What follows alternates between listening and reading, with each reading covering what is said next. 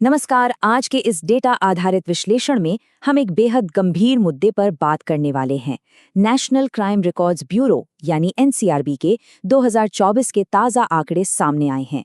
और आज हमारा मकसद किसी राजनीति या बहस में पड़ना बिल्कुल नहीं है, बल्कि हम विशुद्ध रूप से इन आंकड़ों के जरिए एक बहुत बड़े सिस्टम की उस सच्चाई को समझने की कोशिश करेंगे जो अक्सर छिप जाती है।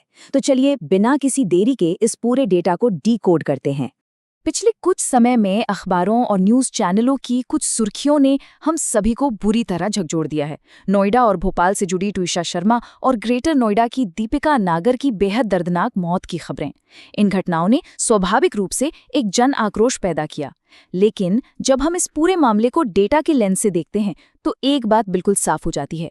ये कोई अलग थलग या छिटपुट घटनाएं नहीं है, बल्कि ये उस बहुत लंबे और गहरे पैटर्न का एक छोटा सा हिस्सा भरे हैं जो दशकों से चला रहा है।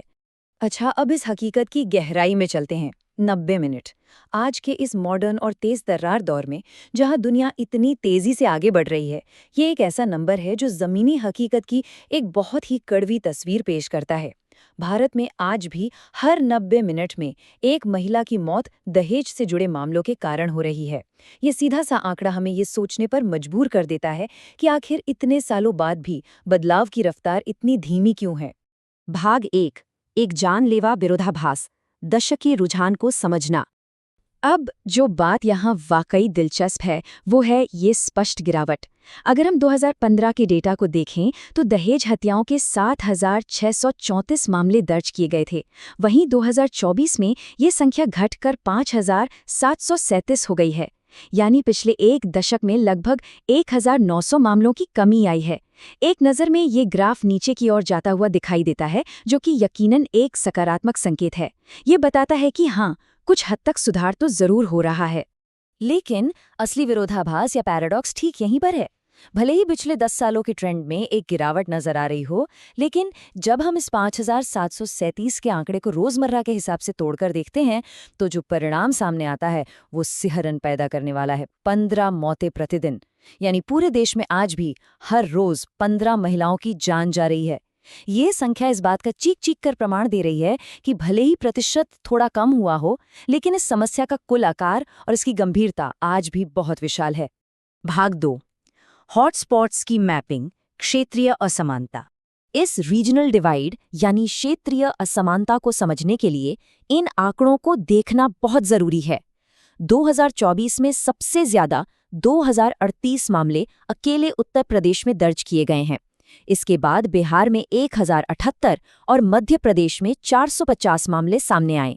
यहाँ ध्यान देने वाली बात यह है कि पूरे देश के कुल मामलों में से 1/3 से भी ज्यादा सिर्फ और सिर्फ उत्तर प्रदेश से हैं। इससे ये बिल्कुल साफ हो जाता है कि देश के कुछ खास हिस्सों में ये प्रथा और इससे जुड़ी हिंसा कितनी गहराई तक अपनी जड़ें जमा चुकी है। डेटा में आगे बढ़ने से पहले एनसीआरबी की एक बहुत ही खास कैटेगरी को समझना जरूरी है, दहेज हत्याएं यानी डाउरी मर्डर्स।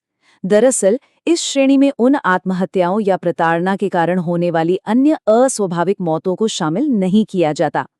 इसके बजाय ये केवल उन मामलों को दर्शाता है जहां दहेज का विवाद सीधे तौर पर जानलेवा और घातक हिंसा में बदल गया। मतलब ये प्रत्यक्ष और जानबूझकर की गई हत्याओं का एक अलग और बहुत ही गंभीर आंकड़ा है। और ये बात बहुत ही बेहतरीन तरीके से दर्शाती है कि जब हम सीधे तौर पर होने वाली जानलेवा हिंसा यानी मर्डर्स की बात करते हैं तो नक्शा थोड़ा बदल जाता है। कुल मौतों के वॉल्यूम में भले ही उत्तर प्रदेश सबसे आगे था, लेकिन प्रत्यक्ष दहेज हत्याओं के इस डेटा में पश्चिम बंगाल 163 मामलों के साथ टॉप पर है और उसके ठीक पीछे 161 मामलों के साथ ओडिशा है। फिर राजस्थान, बिहार और उत्तर प्रदेश का नंबर आता है। ये हमें एक बहुत ही अहम बात बताता है कि कैसे अलग अलग राज्यों में इन विवादों के हिंसक होने का पैटर्न भी बिल्कुल अलग अलग है। भाग 3, क्रूरता के व्यापक पैटर्न, चरम सीमाओं के पार। अब जरा इस नंबर पर गौर करते हैं। 1.20 लाख से ज्यादा मामले, ये कोई छोटा मोटा आंकड़ा नहीं है। 2024 में पतियों और रिश्तेदारों द्वारा की गई क्रूरता यानी क्रूएल्टी के 1,20,000 से अधिक मामले दर्ज हुए हैं। और यहाँ सबसे ज्यादा चौंकाने वाली बात क्या है, वो ये कि पिछले पूरे 1 दशक में ये सालाना आंकड़ा लगातार 1 लाख से ऊपर ही बना हुआ है। ये डेटा असल में उस निरंतर दुर्व्यवहार और प्रताड़ना के विशाल इकोसिस्टम को उजागर करता है जो समाज में रोजाना लगातार चल रहा है। और जब हम क्रूरता के इन मामलों को अलग अलग राज्यों के हिसाब से देखते हैं तो एक बहुत ही स्पष्ट और चिंताजनक कनेक्शन नजर आता है। जिन राज्यों में दहेज से होने वाली मौतें ज्यादा हैं, लगभग उन्हीं राज्यों में क्रूरता के मामले भी सबसे अधिक हैं। उत्तर प्रदेश में 21,000 से ज्यादा और पश्चिम बंगाल में 19,000 से ज्यादा मामले हैं।